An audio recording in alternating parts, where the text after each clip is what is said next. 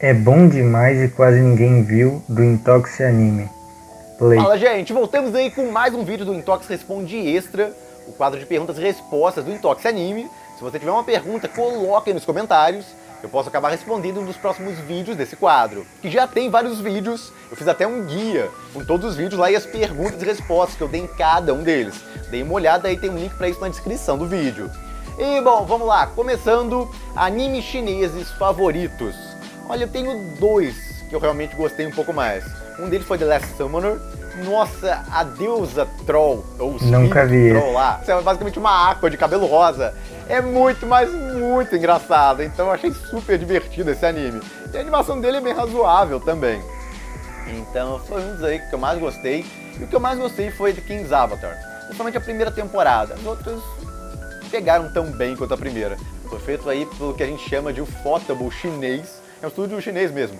Mas lembra bastante como a Ufotable faz no anime dela, cheio de filtros digitais, aprimoramentos lá, fica um negócio muito bonito. E muita animação fluida, coreografia boa também.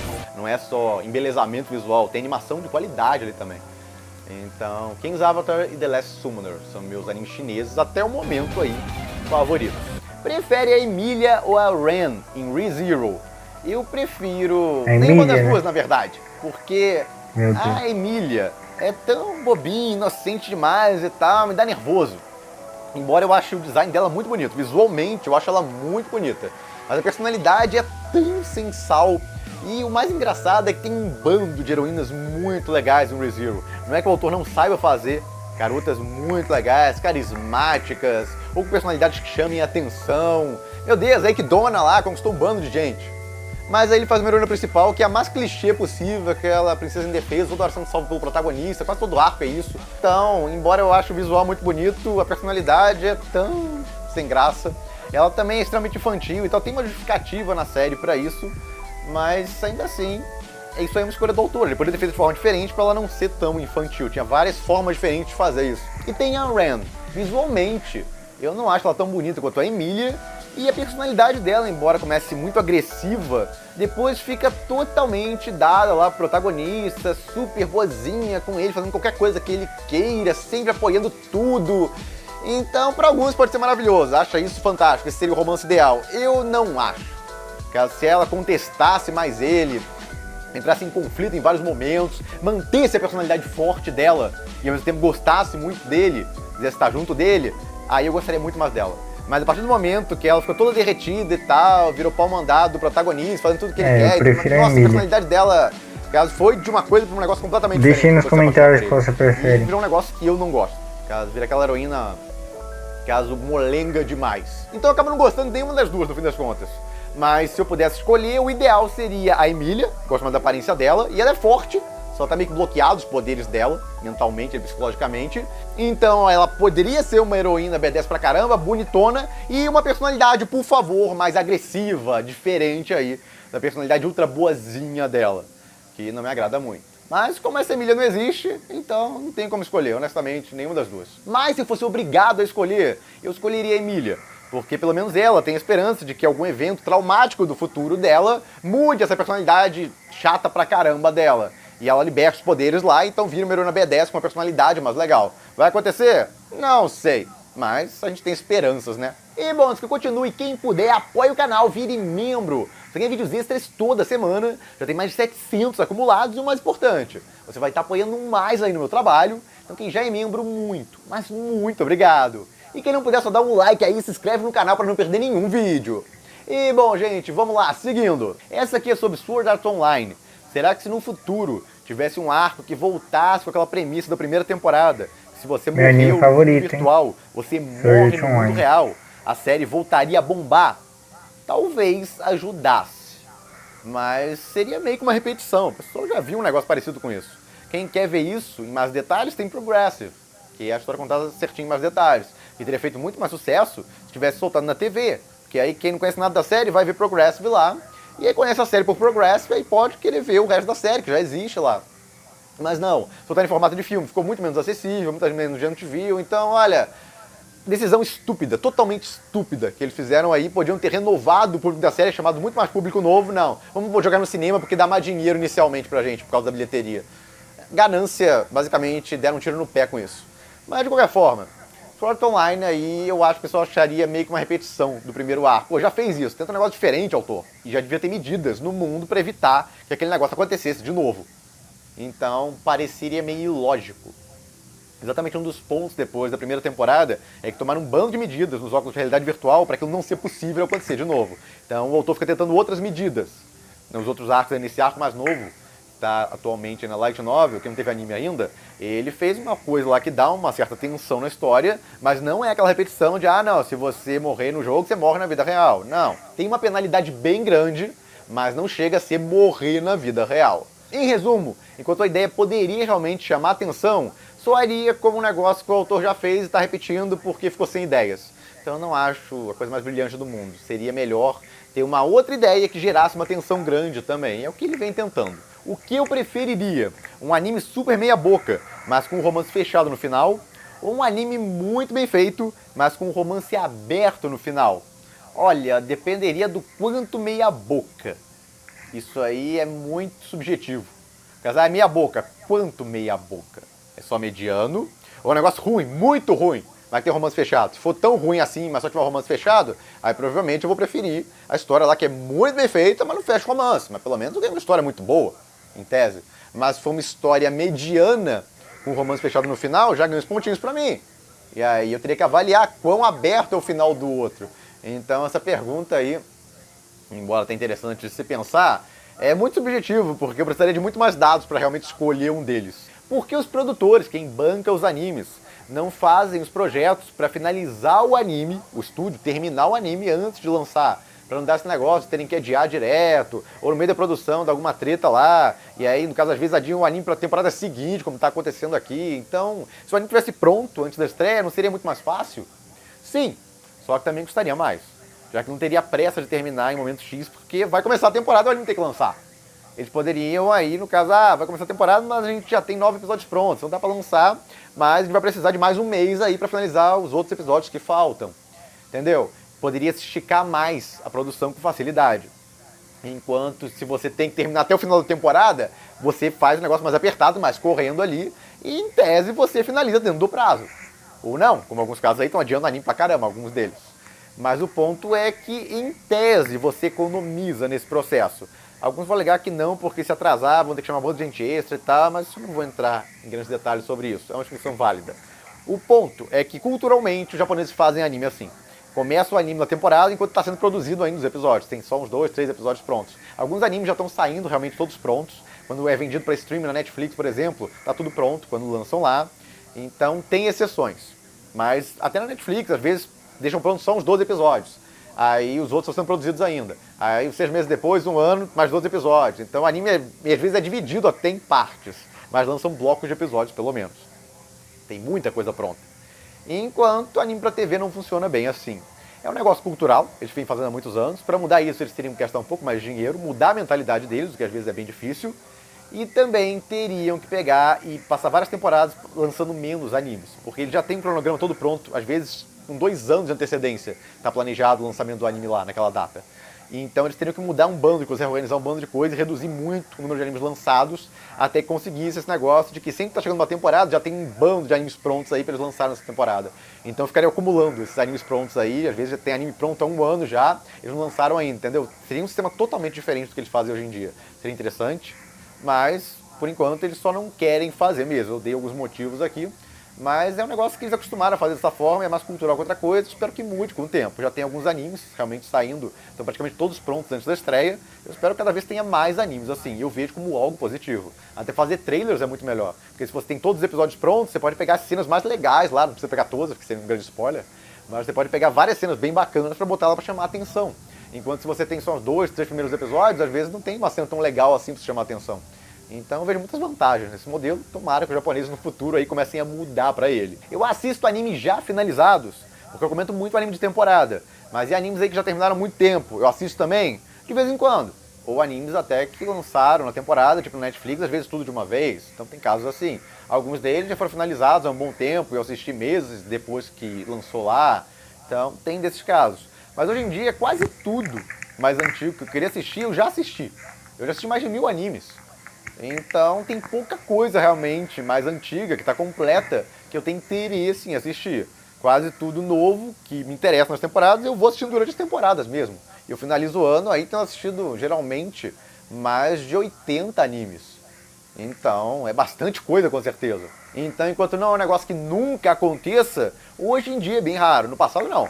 Nos primeiros anos que eu entrei nesse mundo aí, eu assistia anime antigo direto, maratonava um bando de anime lá.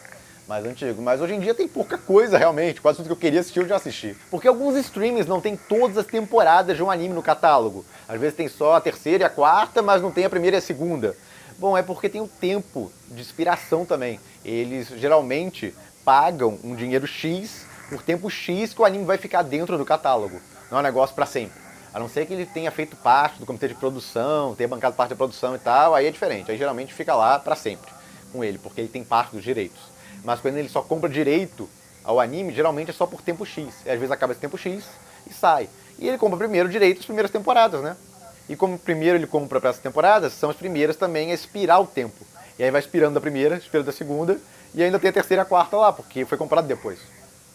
Esse é um dos motivos disso acontecer. O correto é o streaming fazer um novo acordo lá e pegar de volta as primeiras temporadas, segundas, etc. A não ser que o anime seja um fracasso lá, não dê, caso, muita audiência, muita view dentro do streaming, aí não vale a pena renovar o contrato. Mas é por isso que isso acontece, tá aí a explicação. Quando vai ter mais vídeos sobre animes melhores que o material original? Olha, eu fiz 2, né, desse modelo. Isso aí demora anos para eu conseguir uns 10 animes assim. Alguns acham que tem toda temporada um desses. Não tem temporada que não tem uma obra que saiu melhor que o mangá. Às vezes foi igual só, tipo, relativamente semelhante. Melhor que o original mesmo, tem que acrescentar muita coisa. Não é só, estão adaptando bem. Beleza, adaptar bem não é, no caso, ser melhor que o original. É adaptar bem só. Fez um bom trabalho, não estragou o original. Tem umas coisinhas ali aqui pra destacar, mas é isso. Não é aquele negócio, nossa, muito superior ao original. Isso aí é raríssimo de você ver. E como é muito raro, demora muito pra juntar animes, pra colocar nessas listas de animes aí que eu achei melhores, muito melhores, que seu material original. Então vai ficar um bom tempo ainda, até ter material aí pra uma terceira lista dessa. Obras totalmente voltadas à comédia são funcionais? Não é melhor ter uma história por trás? Eu acredito que sim. Você pode ter muita comédia, uns episódios soltos, mas é interessante que tenha um plot maior por trás. Pode ser desenvolvido devagar, não ser nada tão grandioso ou interessante, mas exista uma história ali que funda tudo que você está vendo. Porque senão fica só a sensação de que eu gosto quando tem uma lá, você pode pular qual você quiser e tal, não faz diferença. Pode ser extremamente engraçado mesmo assim. Só comédia eu acho que perde um pouco a graça com o passar do tempo. Os episódios terem alguma coisinha ali que encaminha ou anda um pouco com a história. Konosuba é um.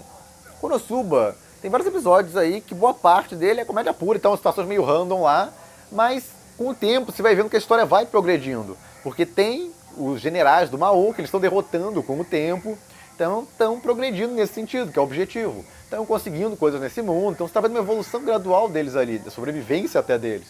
Então não é uma história que é muito focada, mas existe ali por trás, o mundo vai sendo desenvolvido gradualmente. E eu acho mais interessante esse tipo de abordagem do que aquela abordagem full comédia, zero história. Porque essa abordagem, geralmente, você pode pular à vontade dos episódios lá, ver o primeiro, ver o último, que dá no mesmo.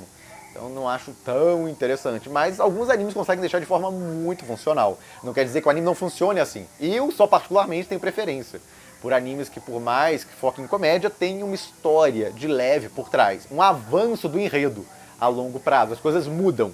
Então se você pular muitos episódios, você vai ficar meio perdido. Pô, isso não era assim quando eu vi o último episódio. Então não precisa ter uma história complexa. Só uma evolução do enredo em algum sentido. Pode ser de relacionamentos, pode ser de situações ali que mudaram bastante. Caso não ficar nesse negócio aí que a história parece que nunca sai do lugar. Por que tanto anime, principalmente de comédia romântica e de Slice of Life, os pais foram comprar cigarro e nunca mais voltaram? Ou seja, nunca mostra os pais. É sempre os filhos, e os pais estão viajando, os pais estão no exterior, e a pessoa está sozinha. Bom, isso aí é basicamente uma grande conveniência de roteiro. Porque se a pessoa estiver sozinha em casa, fica mais fácil do protagonista interagir com outros garotos, irem morar na casa dele, ou no caso passarem toda hora lá, ou acontecer uma coisa sobrenatural, um espírito começar a morar com ele. Então tem várias situações aí e ficam muito mais fáceis se não tem os pais em casa. Se os pais estão em casa, aí complica muito o modus operandi da coisa toda. Situações até que, caso o autor pode criar, ou a autora pode criar. Então é basicamente uma grande desculpa isso aí. É mais conveniente o roteiro que só tá de protagonista sozinho em casa, às vezes com o irmão só ou irmã, e os pais não estejam ali porque os pais bloqueariam de acontecer, ser viável, de colocar ali um bando de situações. Embora alguns animes deem um dane pra isso, colocam os pais mesmo. Os pais são parte da comédia da coisa toda. Então não é impossível. Mas a maioria dos autores acha mais conveniente não ter os pais ali. Então toma uma desculpa qualquer lá, os pais estão em casa e é isso. Eu assisti Anohana e Kimi ni Todoke. Sim, eu assisti ambos. Anohana foi ok. Tipo, eu não me emocionei tanto quanto outras pessoas. Teve até aquela lista que eu fiz. Eu tô vendo esse chorar, segundo. né? O que mais É me bom. fez chorar, na verdade, que eu citei lá. E Anohana não é um deles. Muita gente realmente se emocionou horrores com o anime. Tudo bem, cada um. Eu nem tanto, porque todo episódio o pessoal começava a chorar, tipo, eu até brinco, que é a obra onde todo episódio tá todo mundo chorando dentro da história. Teve uma hora que eu tava de saco cheio já disso, toda hora isso acontecendo. Então, pra mim foi um anime ok, não achei ruim, mas não me pegou tanto quanto outras pessoas. E teve Kimi ni Todoke, que eu achei no show de ok também. Não foi nada fantástico e tal, um dos que eu mais gostei, mas foi ok de acompanhar. Vi as 2 temporadas que teve ali, mas não tive grande interesse, por exemplo, de ir pro material original. Kaiju 8 flopou, eu não vejo ninguém falando muito a respeito. De fato, o mangá, embora esteja fazendo bastante sucesso no Japão, não parece ter ficado muito popular no resto do mundo. Eu, pelo menos, realmente não vejo muita gente falando a respeito, muito hype sendo feito em cima. Embora a maioria tenha ouvido falar e tal, conheça alguma coisa. O anime vai mudar isso? Eu espero que sim. Se fizerem um anime muito bom, eu acredito que vai mudar essa situação aí e pode virar um grande hit. One Punch Man não era muito popular antes do anime. One Punch Man virou uma febre mundial, um sucesso mundial depois da animação, que foi excelente. Então pode acontecer a mesma coisa com o Kaiju 8. Kaiju 8, inclusive, tem uma coisa semelhante a One Punch Man. Ambos vendiam horrores. One Punch Man já vendia 400, 500 mil por volume antes de lançar o anime. E Kaiju 8 está na mesma situação. Vende horrores aí muito antes de lançar um anime. E aí, com o anime, às vezes as vendas nem vão subir tanto, mas vai ganhar uma popularidade mundial gigantesca. OVAs favoritas. Eu acho que minhas favoritas são as de Noragami. Foram muito, mas muito engraçadas. E algumas delas são realmente pedaços que faltaram colocar no anime, do material original. Essa aí, por exemplo, é uma delas, de Noragami, mas não é a mais engraçada. A melhor OVA de Noragami é uma que eles vão lá para um resort da neve. Meu Deus, eu ri tanto, mas tanto, mas tanto, foi extremamente engraçado. Isso aí foi a adaptação de um spin-off, mangá spin-off que tem de Noragami. Aparentemente mais voltado para comédia mesmo. E meu Deus, olha, a autora é muito boa com isso, porque eu ri demais, eu não parava de rir o tempo inteiro. Foi uma das OVAs mais engraçadas que eu já vi na vida. E muita gente não viu. Isso aí que, nossa, eu morro de pena. Tem um negócio lá tão legal da obra e a maioria das pessoas não conhece, não assistiu. Só conhece a série original mesmo. Vou assistir as OVAs do Noragami, são muito boas, são extremamente engraçadas. Merecem muito vocês darem uma chance. Outra OVA que foi muito boa foi a OVA de fanservice de Kaguya-sama. Olha, o que eu ri pra caramba, até com a censura, porque tinha muita piada com censura ali que eles faziam. Então, olha, o que eu ri desse negócio não tá escrito. Então, essa aí foi uma das mais recentes que me veio à mente, uma OVA muito boa que eu assisti, muito engraçada. Mas teve também, principalmente, as de Noragami. A longo prazo, acho que eu mais lembro, que eram... Adorei elas, e eu achava uma pena que a maioria das pessoas não assistia, porque a OVA tá um extra e muita gente acaba não se animando a dar uma olhada. E muitas delas acabam não indo também para os streams oficiais e tal, então você tem que ir por meios alternativos para conseguir assistir. E aí muita gente acaba não tendo paciência para isso e tal, e deixa pra lá. Mas tá aí, minhas OVAs favoritas são as de Noragami. E, bom, gente, é basicamente isso. Se tiverem mais perguntas, coloquem nos comentários.